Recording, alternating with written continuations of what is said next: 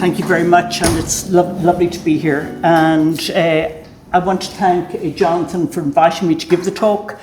And I've always struck when I come to places like this what a wonderful resource the local libraries are. They're great community resources. I mean, when I was a kid, there was a very good library in Carrick Cross, but it was only open 2 days a week or something like that. And what you have now today in terms of a genuine community and cultural resource, I think, is quite remarkable. And I've spoken to many of them, and I'm always delighted to see them and the contribution they make to life in a particular town.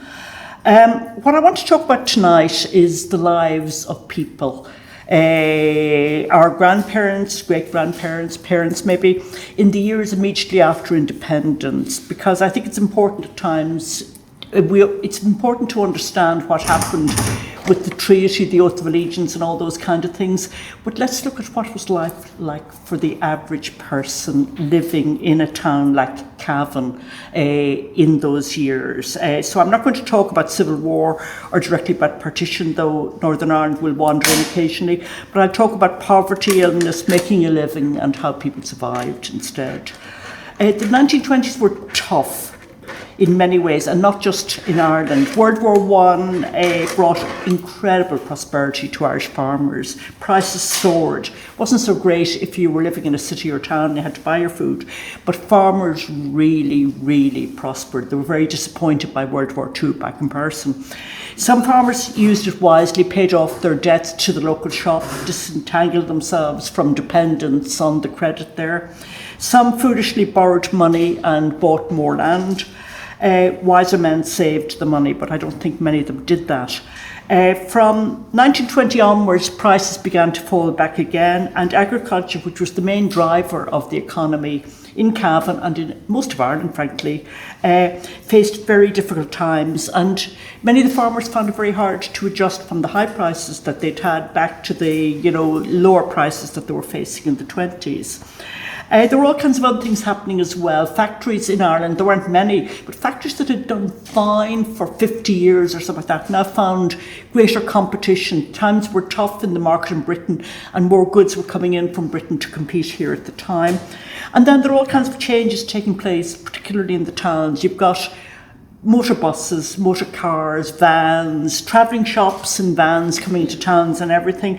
And these were transforming the whole retail economy. It wouldn't have affected the groceries, for example, very much. But people buying suits, people buying, clothes, people buying furniture would now, instead of buying it in the nearest shop, would often, take the bus and go to a bigger town. They'd go to Cavan, say, rather than buying Balliol or somewhere like that instead. And this is having a big effect on some local businesses as well. I will talk about the government here for a moment, because the government in the early 20s had brutal problems. They had the cost of the army that fought the Civil War. They had to repair all the damage done to the roads, railways, the creameries and much else. They had to pay land annuities to Britain. They had to pay the cost of pensions to former Dublin Castle civil servants who could retire on very favourable terms. And they had to pay compensation to the businesses and the people who suffered damage during the War of Independence or Civil War. They also had to try as best they could to persuade the wealthier business class in Ireland not to leave the country, and quite a number of them were. These were men who were overwhelmingly unionist in their politics. They're not terribly enamoured of the independent Ireland, and they, some of them were taking their money away with them. But so you're trying to persuade them to stay in Ireland. They also have to deal with the banking sector. Most bankers at this stage didn't want the country to exist.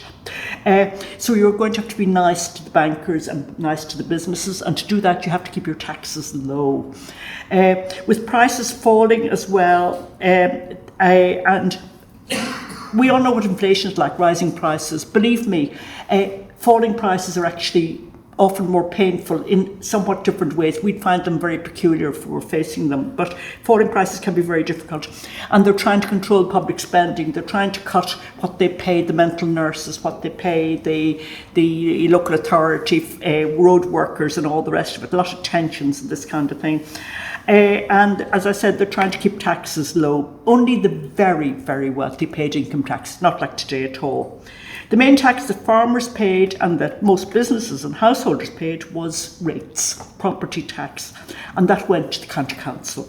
That money was used to pay for almost all the cost of health services at this stage. Very little was coming from the central government, and a lot of the welfare payments were also being paid by the local taxes, not out of Dublin.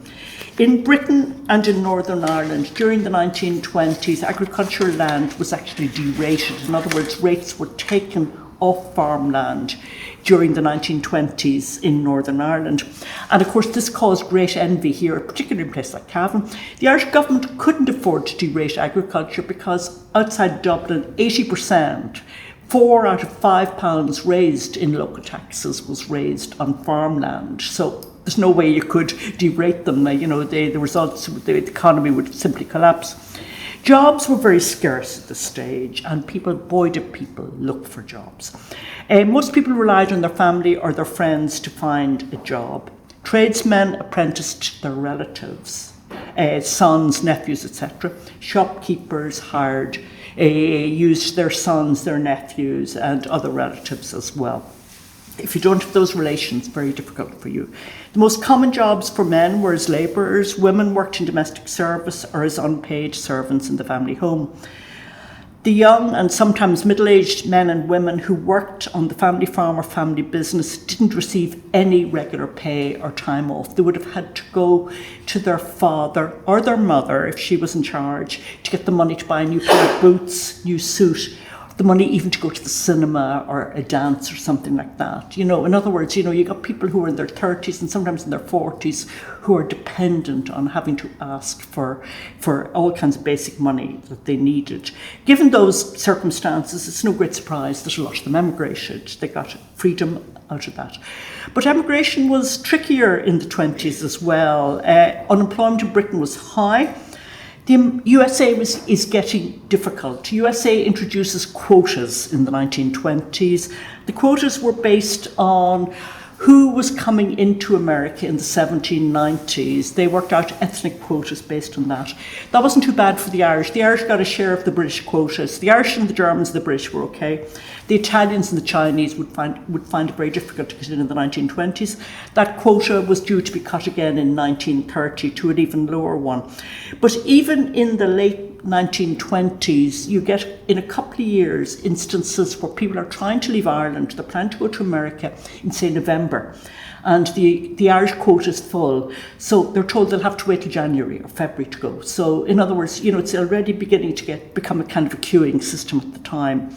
A queuing system at the time. It was also difficult when you got into Elizand as well. And judging by the number of files that are in the National Archives of men and women deported from the States in the 1920s, and most of them are deported for health reasons. They either have dodgy heart, there was a lot of rheumatic fever in the Irish population, and they'd pick up damaged hearts, and they'd be having come over, they'd be put on the ship back.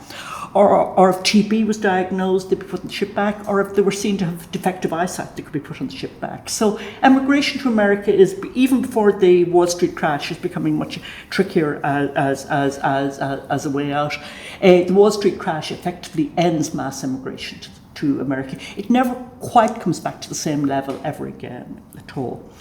Most children only went to national school, and many weren't there a lot of the time. They missed it, or they might have had to leave before the age of 14, because girls would have had to help at home if their mother was sick or there were a lot of small children to mind.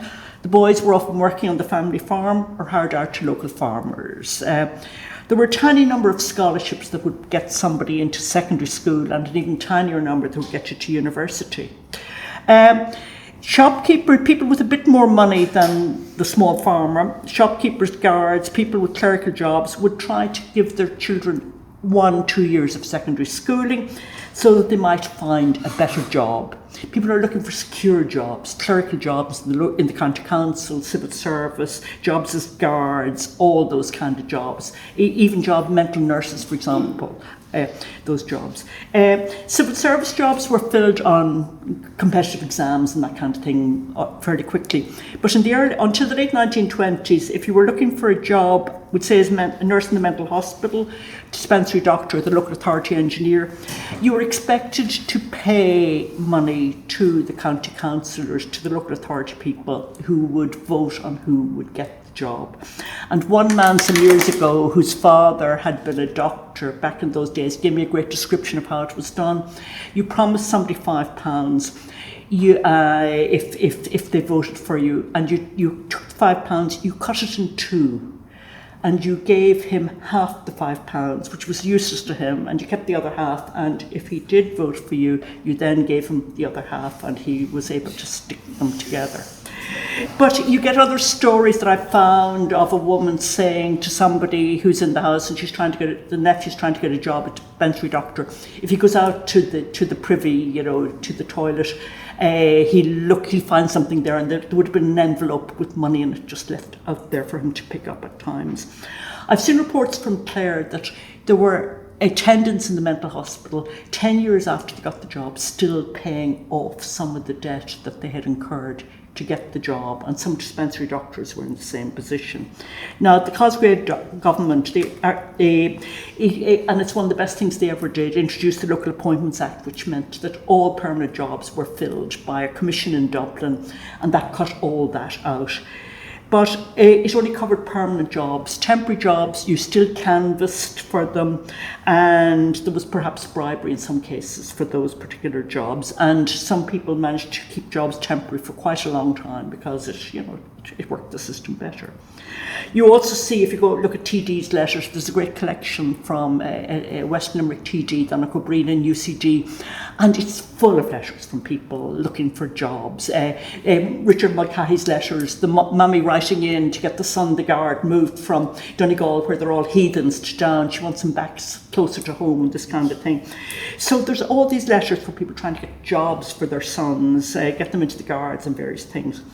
The other thing that you get is deep local resentment if a good, permanent, well-paid job in the community is going to an outsider.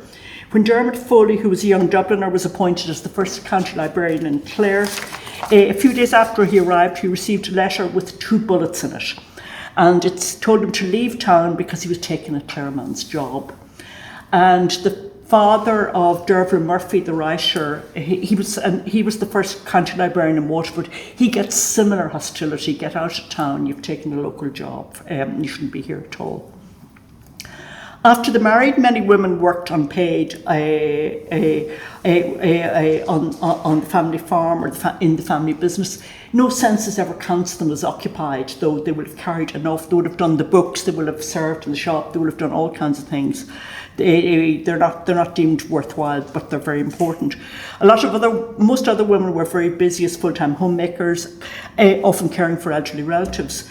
Some women set up small shops. Most towns in those days would have had a lot of small shops around doing very, very little turnover. It's a way to supplement family income.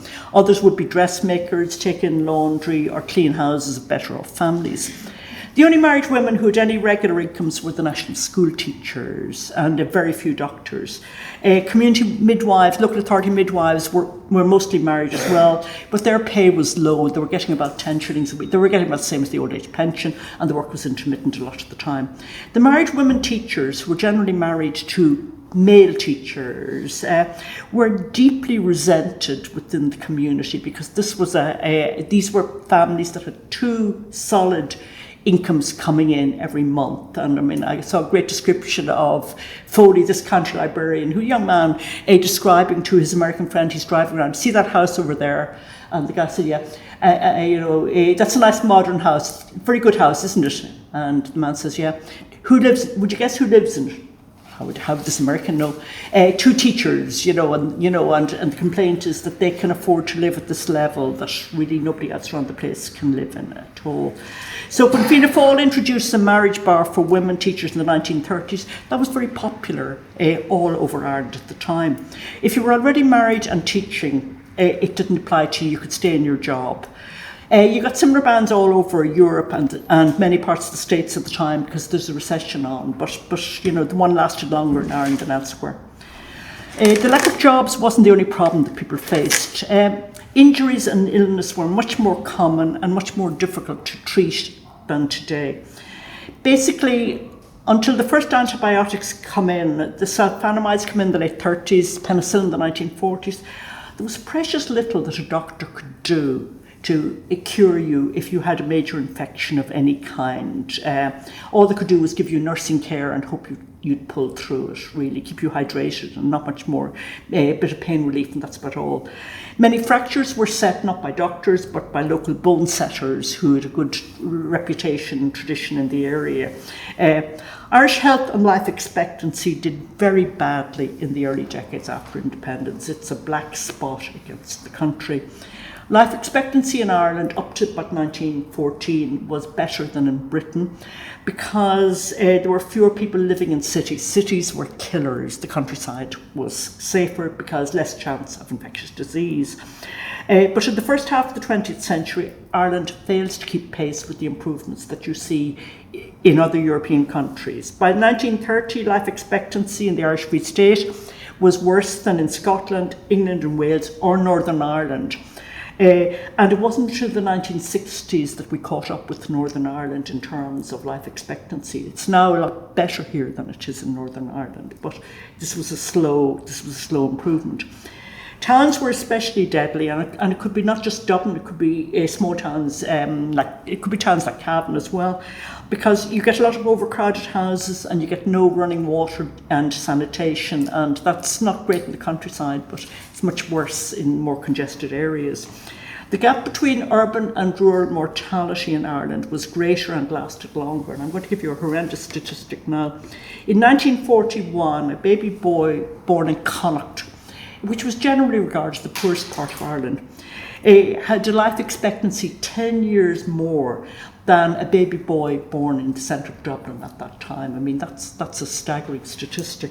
And at the age of 45, at that stage, a man living in Connacht could expect to live 5 years longer than his Dublin equivalent again. In other words, the cities were a dangerous place. For women, that figure was 3 years. Infectious diseases were major killers at the time, and what the public health system was really trying to do, begin to deal with that, and I'll mention the fever hospital again in a moment. You begin to get improvements in maternal deaths in childbirth from the 1930s when they get the antibiotics, sulfonamide comes available. That's very good at treating puerperal fever.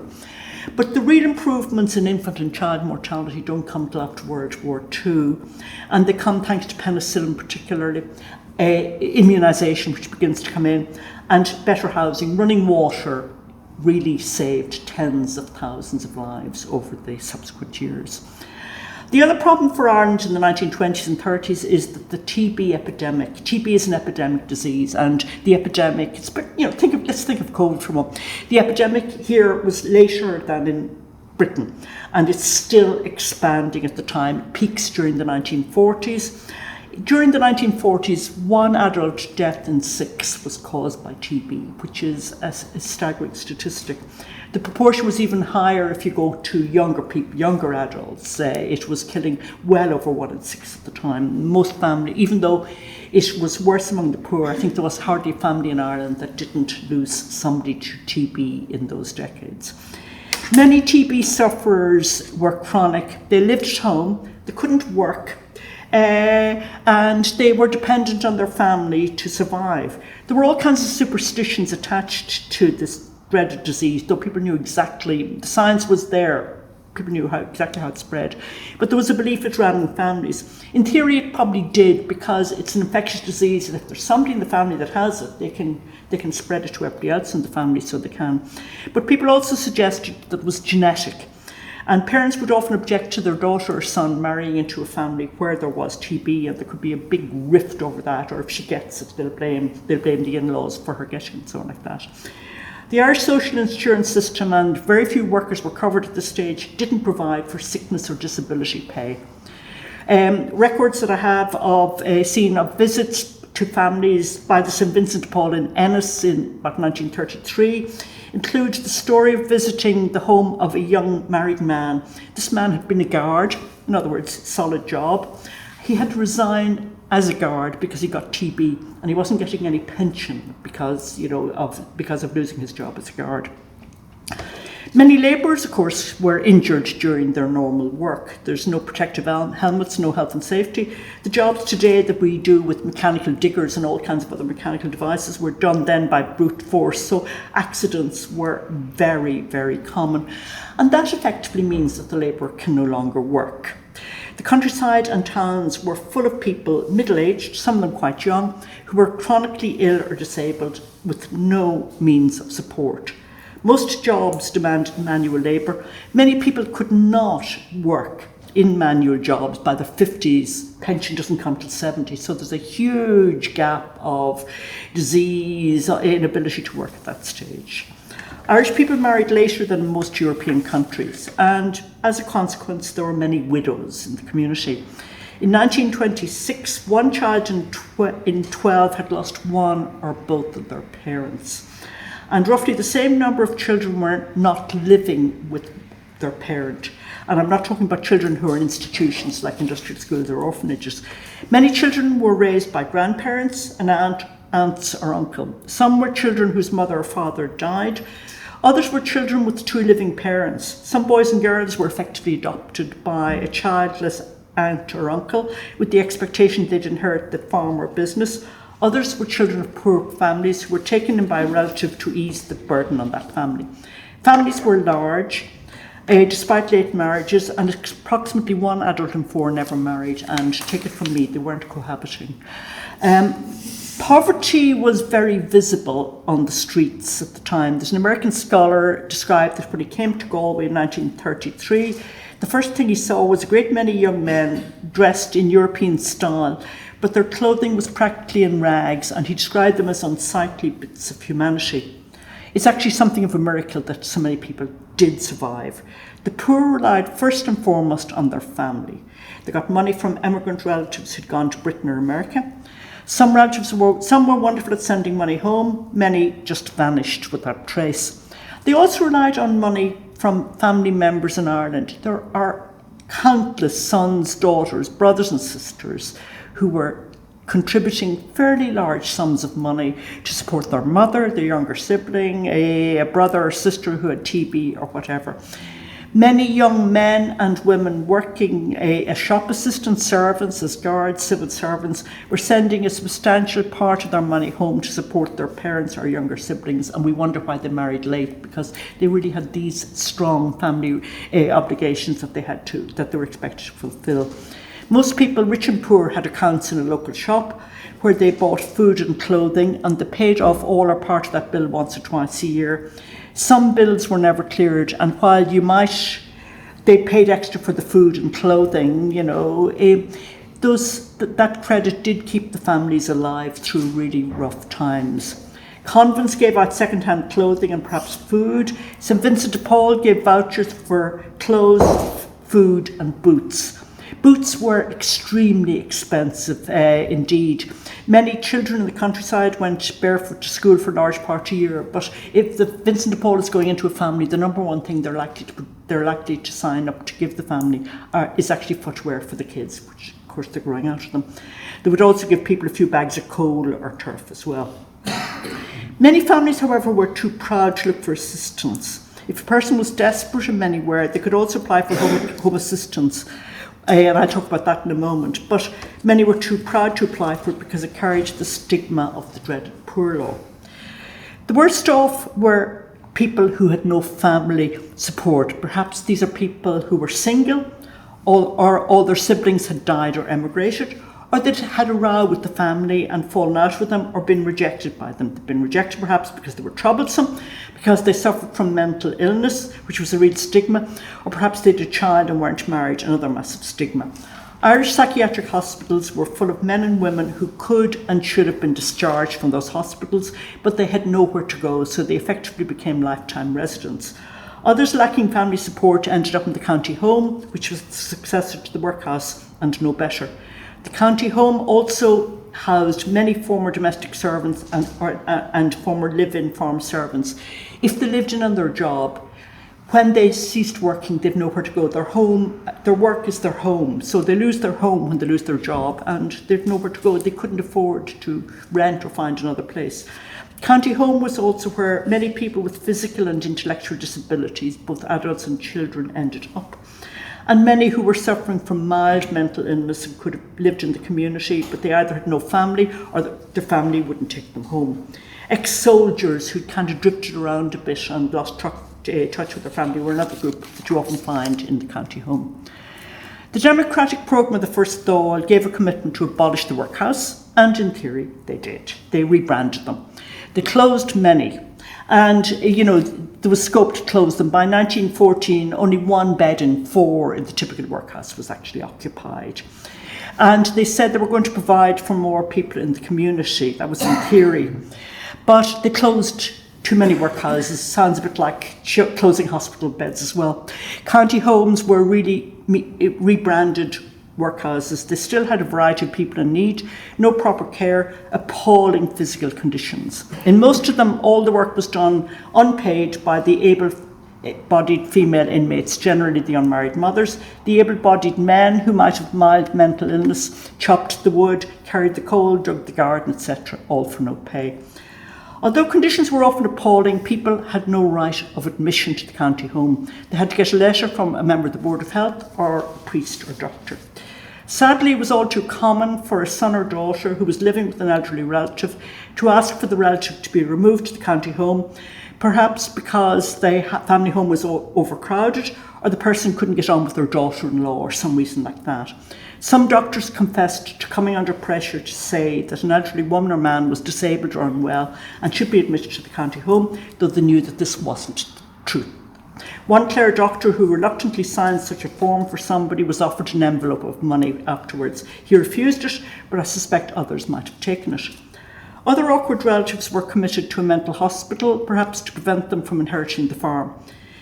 During the early 1920s, the Poor Law Unions set up by the British government were abolished and replaced by a county system. So the workhouses at Boy and Balliol were closed. Coutilla closed somewhat earlier.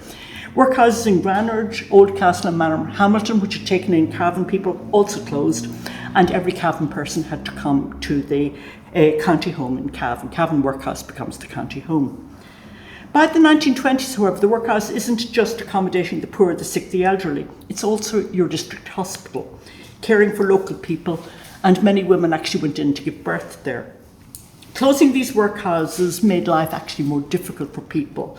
If you were living up near closer to Manor Hamilton, having to come to Cavan instead, or if you had to come over. People who used to visit relatives in the local workhouse often found it more difficult to visit them. By the early 1900s, many people who died in the workhouse were being brought home for burial, but in the family plot. But those journeys became too expensive for some people once the whole thing was centralised at the county basis. And the loss of this local hospital, I wouldn't inquire too much into the quality of the medical care, but the loss of the local hospital was very unpopular. In the 1920s, the Cavan County Home was both the county home and a medical hospital. The county home was on the ground and first floor of the old workhouse. It was described as having a cheerless appearance. Everywhere looked gloomy and cold. Accommodation was insufficient in winter months because there was no heating, proper heating, and it was overcrowded. The top floor of this place was a medical hospital. There was a TB ward, there was a maternity ward. That was somewhat better, but without a good water supply. And the rest of the county home didn't have a proper water supply either. There was also a 10-ward fever hospital nearby. Fever hospitals were big in those days because fever was a big killer. It's one they could do something about, get you, at least they could isolate you and prevent you infecting others. I think we've all forgotten about all that until COVID came. There was also a surgical hospital, the former Cavan County Infirmary, which of course was renamed Cavan Surgical Hospital. It only took surgical cases. It had to be repaired and modernised. Water and sanitation weren't good. I don't know about the lighting, but in the early 1930s, in the former infirmary in Ennis, County Clare, which was now the county home, the nurses had to stand around the operating table with oil lamps so that the doctor who was operating could see what he was doing, which sounds pretty grim, actually. Poor people could see a dispensary doctor free of charge, and some people here will remember that that system survived until the 1970s. Until the 1950s, to go to the dispensary doctor, you had to go and get a ticket, a bit like a cinema ticket or something like that, from a home assistance officer, a member of the Board of Health, who could be generally a county councillor, enabling you to attend the dispensary doctor or nurse. The numbers going were tiny. In 1925, Cavan dispensary doctors attended just over 8,000 cases, and that's per attendance in a given year. That's only 8,000 doctors' visits, which, is really, really tiny if you think of the numbers that will go anywhere today. And there were also 392 midwifery cases looked after by a midwife. If you didn't get a ticket, you had to pay, and it was actually quite expensive, so it was. In many respects, the best off members of the poor at this stage were the old age pensioners, but I'm not going to tell you that they were prospering, they weren't. Old age pensions were introduced by the British government in 1908, and they gave every man and woman over the age of 70 a weekly pension, provided they were over 70 and they met the means test requirements. What that meant was that they didn't own their farm still, they didn't own a shop. But they didn't have to be destitute. They could still have a plot of land, they could have their own house, they could have a cow and some minor sources of income, and they could still qualify for the pension.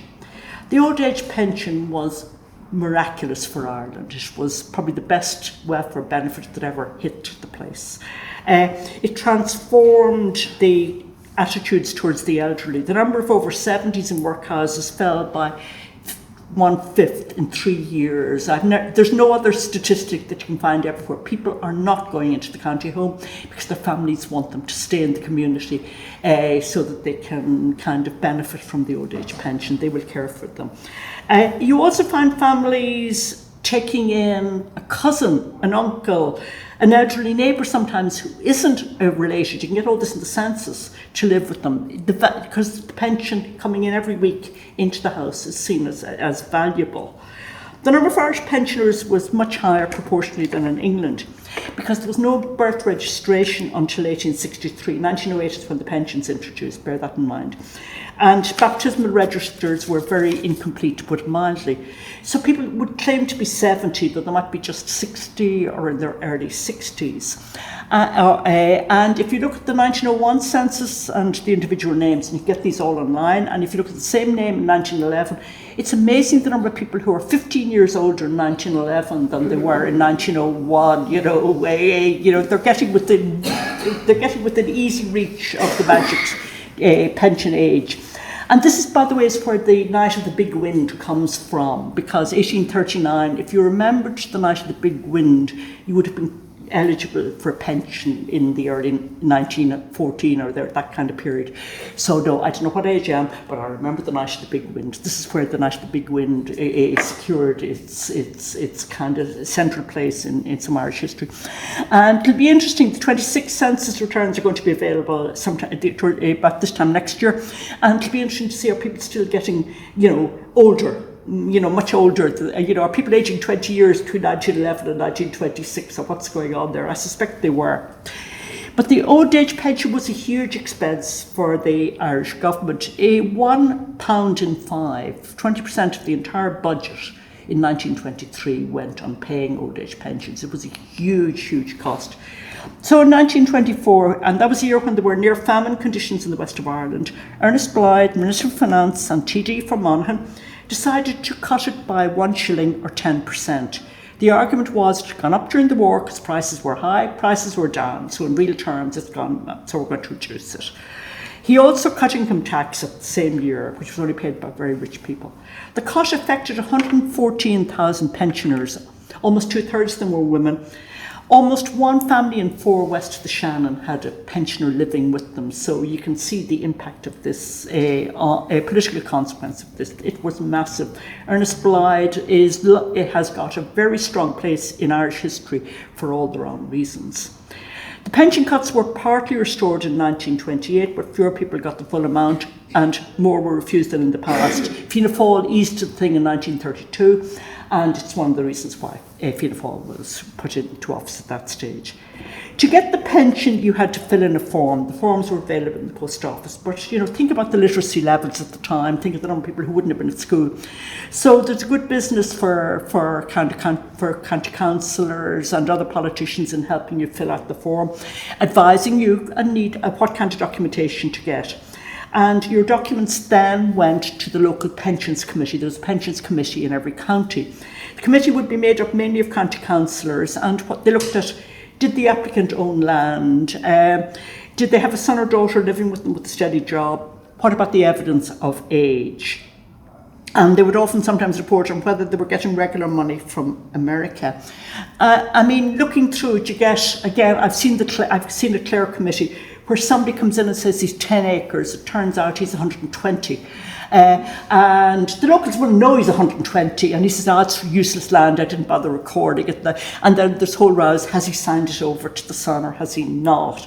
And all these kind of things. And somebody has got a division of land with the land being divided, and he's told he can either have a pension or a division of land. You can't have both.